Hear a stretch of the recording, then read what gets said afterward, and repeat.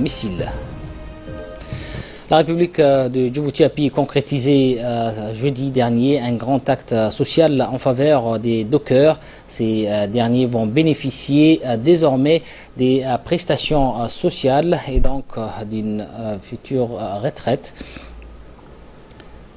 La convention a été signée à la primature par le Premier ministre Abdelkader Kamel Mohamed et les représentants de la Société de la manutention et des gestions du terminal vraquier SDTV Al-Amoudi, ainsi que les directeurs du port Saad Omar Guelleh et le bureau de la main d'œuvre. 3 millions de dollars ont été versés à la caisse, à la CNSS pour ces prises en charge. Les dockers qui partent à la retraite vont bénéficier ou d'une indemnité unique de licenciement de 640 000 francs, quelques 837 dockers qui vont bénéficier de cette compensation financière.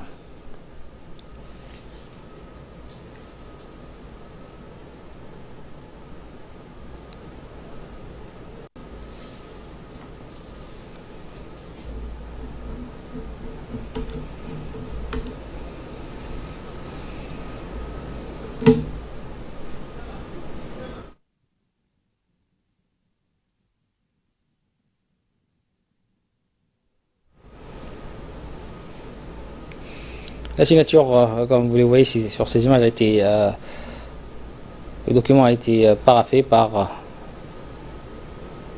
le représentant de l'Amoudi, le Premier ministre, ainsi que les directeurs du port. Lors de la cérémonie de signature de cette convention qui reconnaît les droits sociaux aux dockers, le Premier ministre s'est réjoui de cet accord et a remercié les différents partenaires impliqués dans cette action. Nous l'écoutons. D'abord, de remercier, disons, l'engagement du chef de l'État, et ensuite ça a été concrétisé effectivement avec la société manutentionnaire SDTV de M. Mohamed Al-Amoudi, qui a essayé effectivement de mettre aussi la main à la poche pour que effectivement les dockers qui ne peuvent pas bénéficier d'une retraite parce qu'ils n'ont pas cotisé d'après la CNSS. Donc on a préféré leur donner une prime de départ, et cette prime de départ a été entièrement, je dis bien entièrement, parce que en principe la CNSS devrait payer une partie, qui avait ramassé quand même de l'argent. Il y avait aussi le port, il y avait aussi la société Amoudi. Mais nous avons insisté et ça a été accepté par le manutentionnaire SDTV de payer la totalité de ces frais qui se chiffrent aujourd'hui à plus de 3 millions de dollars. C'est-à-dire que chaque docker va bénéficier des 640 000 francs Djibouti, et ils sont à peu près 837 dockers qui ont été effectivement identifiés et qui vont avoir une prime de départ. Et ils seront, je leur ai dit aussi, qu'on va les remplacer par leurs enfants, cette fois-ci, qui seront salariés. C'est ce que la société actuellement de manutention, surtout la PLS partie du port, a dit désormais, les gens vont travailler et ils auront un salaire mensuel. Et là, ils peuvent prétendre comme tout travailleur. Donc ça a été aussi précisé. Et donc je remercie effectivement tout le monde, parce que depuis que je suis arrivé à la primature, c'est un travail de longue haleine, certes, mais ça a quand même abouti à quelque chose de concret aujourd'hui. Je voudrais à travers vous, maître, remercier donc Cheikh Al-Amoudi, qui a fait quand même de son mieux pour indemniser les dockers.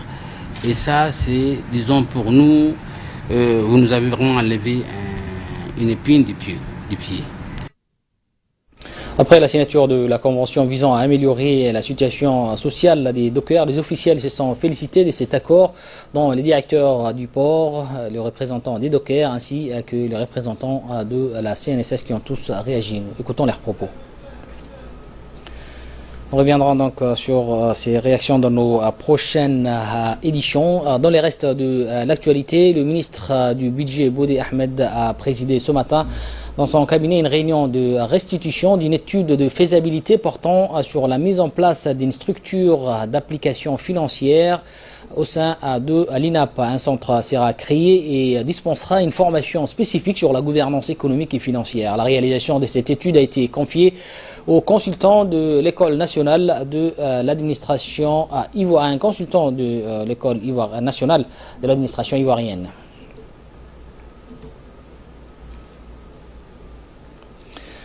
Et en ce mois béni de Ramadan, en dépit des recommandations faites pour consacrer ce mois à la spiritualité et pour se rapprocher de Dieu, à la prière et au jeûne, l'on constate malheureusement une grosse frénésie des consommations.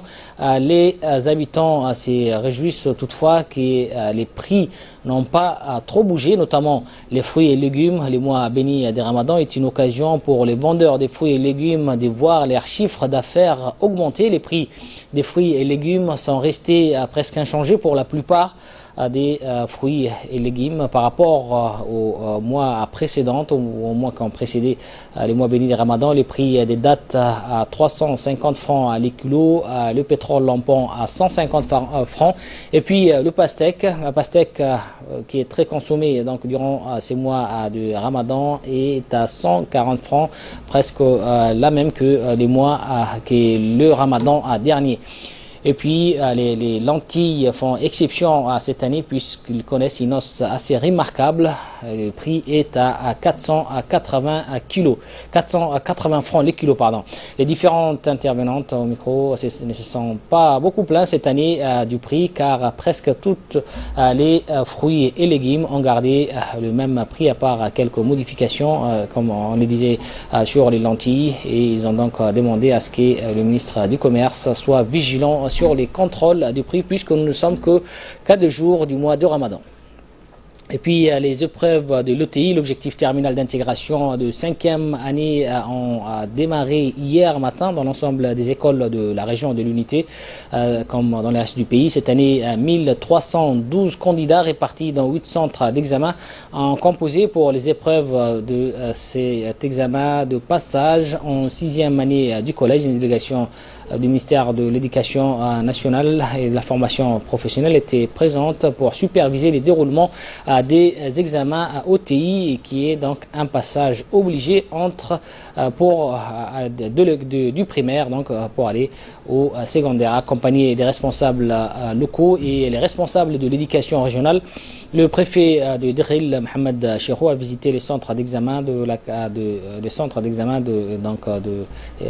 région, les différents centres d'examen, pour voir de près le bon déroulement de ces épreuves à Dikil. Rappelons que cette année, la nouveauté consiste à la décentralisation de ces examens, où chaque région va gérer la saisie, également les délibérations, les corrections et les proclamations des résultats de cet examen de passage de la classe de 6e année au collège. À l'issue de ces visites d'inspection et de contrôle, le préfet de Dikil s'est donc dit satisfait du bon déroulement de ces examens. Et puis toujours concernant l'OTI, à l'instar des autres régions, aujourd'hui l'examen de l'OTI session 2016-2017 s'est déroulé dans les 4 centres prévus à cet effet dans la ville d'Ali Sabieh. 2 autres ont fonctionné sous la préfecture d'Ali Adé et de Holhol.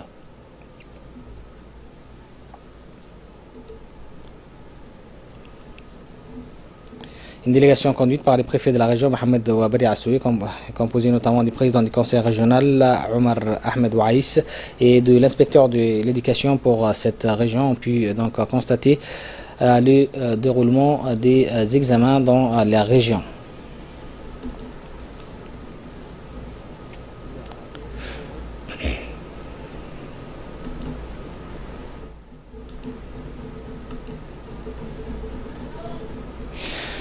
On poursuit toujours sur l'actualité nationale et concernant les examens à l'instar des autres régions du pays. L'examen de l'OTI s'est également déroulé dans la région de Tadjoura. Les 10 centres d'examen ont ouvert leurs portes dès 6h30 du matin. Au total, 804 candidats étaient conviés, donc étaient inscrits pour la région de Tadjoura. Une délégation du ministère de l'Éducation nationale et de la formation professionnelle a donc accompagné le préfet de la région de Tadjoura pour superviser les déroulements des examens.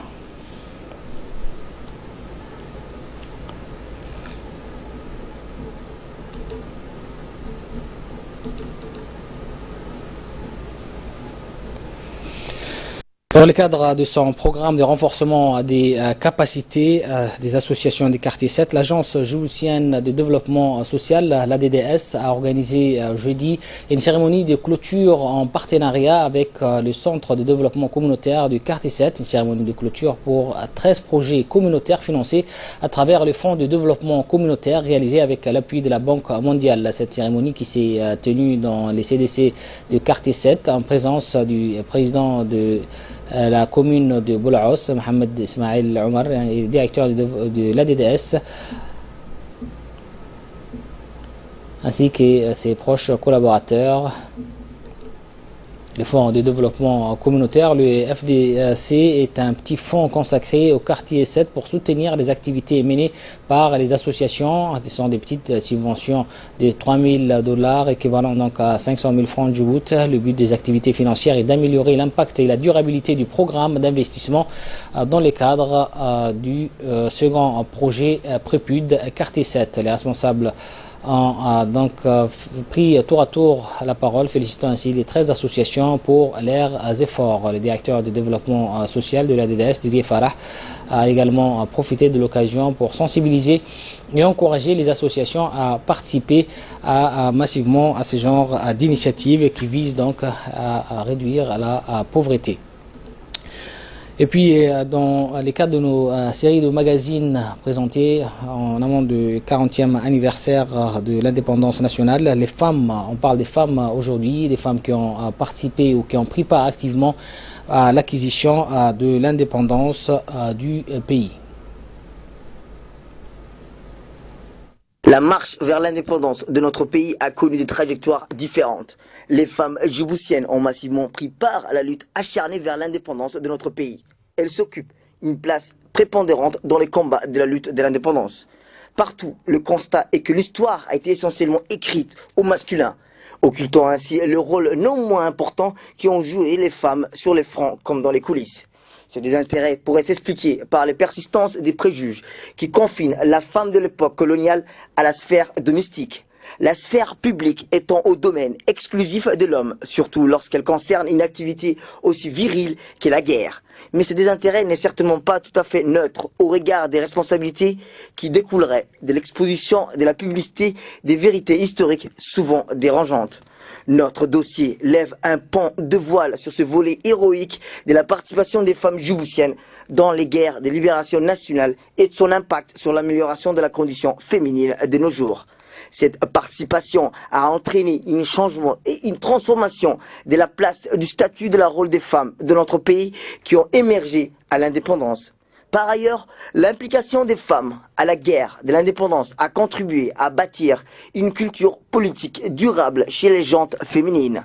Elles étaient des artistes politiciennes ou encore militantes issues de la société civile. Tous, elles sont réunies à lutter à l'indépendance. Mais elles ne sont pas restées en marge de la lutte nationalisée, mais elles se sont illustrées comme des véritables sœurs d'armes de leurs compatriotes masculins. Le peuple djiboutien se dote de la République d'une loi fondamentale respectant l'égalité des sexes. La population se manifeste l'esprit de la tolérance et de l'égalité des sexes et d'agir pour la consolidation, de se compléter mutuellement. Les efforts entreprises elles-mêmes ont mené aujourd'hui que les femmes djiboutiennes se dotent d'un véritable changement de sa cadre de vie et de l'ensemble de la population.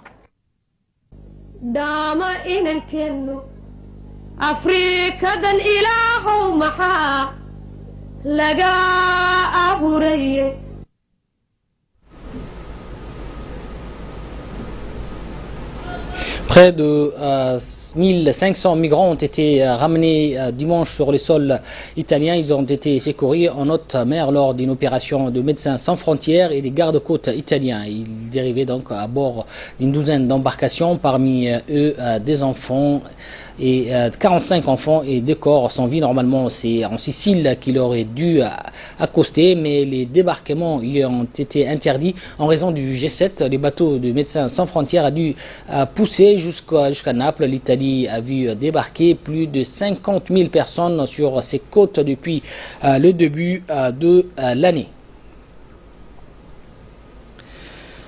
Et puis la Corée du Nord a procédé lundi à un nouveau tir balistique des courtes portées. Il a parcouru 450 km avant de tomber en mer du Japon. Un tir condamné par les conseils de sécurité de l'ONU qui a menacé Pyongyang des sanctions renforcées. Le régime nord-coréen a effectué donc lundi ces nouvelles tirs en violation des résolutions de l'ONU par du dialogue avec le Nord. Le nouveau président sud-coréen Moon Jae-in a convoqué une réunion du Conseil de sécurité nationale, c'est dans l'agence Yonhap. Il s'agit du troisième tir depuis l'entrée en fonction du nouveau président le 10 mai. Le président japonais Shinzo Abe a aussitôt condamné ces nouveaux tirs et a souhaité une réaction concrète avec les États-Unis. On marque une pause et on se retrouve pour la seconde partie de cette édition.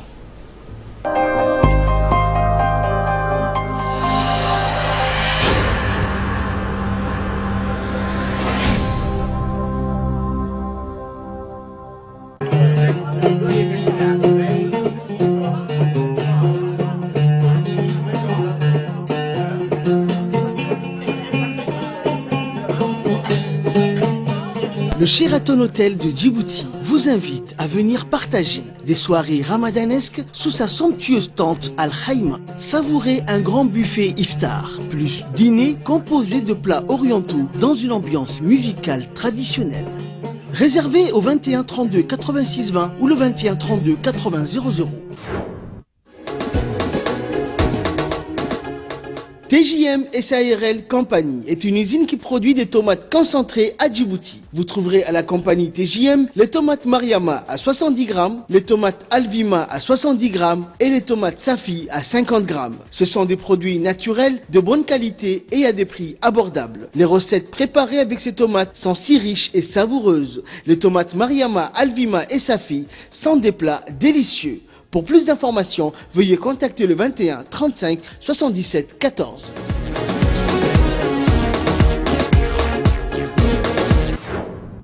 Coca-Cola?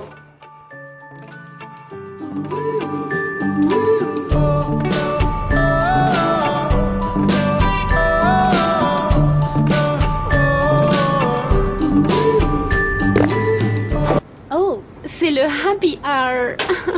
Alors, vous avez gagné un Coca-Cola gratuit. Mais il faut le boire ici. Savourez le moment.